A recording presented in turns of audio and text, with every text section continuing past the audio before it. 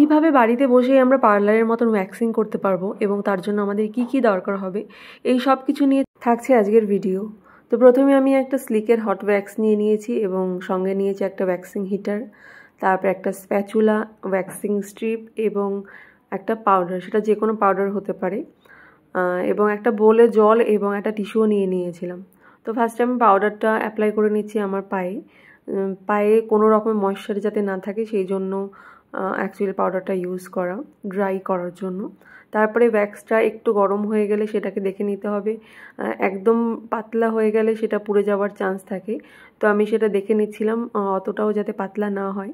তারপরে যেই ডিরেকশানে আমার হেয়ার রয়েছে সেই ডিরেকশানেই আমি ওয়্যাক্সটা অ্যাপ্লাই করেছি এবং স্ট্রিপটাকে ওই ওয়্যাক্সের ওপর রেখে তার অপোজিট ডিরেকশানে টেনে আমি হেয়ারটা রিমুভ করেছি। তবে ওয়্যাক্স অ্যাপ্লাই করার সময় সবসময় খেয়াল রাখতে হবে, সবসময় আমাদেরকে ফু দিয়ে সেটাকে স্কিনে লাগাতে হবে, কারণ নইলে স্কিন জ্বলে যাওয়ার বা পুড়ে যাওয়ার চান্স থাকে। কারণ ওয়্যাক্স কতটা গরম হয় সেটা প্রথমে বুঝতে একটু অসুবিধা হয়, যদিও এক্সপিরিয়েন্স হয়ে গেলে বোঝাটা খুব সহজ দেখেই। এই ওয়্যাক্স করার সময় একটা জিনিস অবশ্যই মাথায় রাখতে হবে, যাতে ওয়্যাক্সের যে আঠাটা সেটা যাতে খুব গরম না হয়ে যায়। যখন দেখবো আমরা খুব পাতলা হয়ে গেছে আমরা তার আগেই মেশিনটা অফ করে দেবো। এটা খেয়াল রেখে মেশিনটা অফ করা, বা কখনো আবার সেটা জমে গেলে বা একটু ঘন হয়ে গেলে সেটাকে আবার একটুখানি মেশিন অন করে দেখে নিতে হবে। এই জিনিসটা আমাদেরকে চেক করে নিতে হবে। তো যাই হোক, তারপরে আমি আমার পুরো লেগের ওয়্যাক্স হয়ে গেছে এবং তারপরে আমি সেই ওয়েট টিস্যুটা দিয়ে ভালো মতন করে রিমুভ করে নিয়েছি সব কিছু।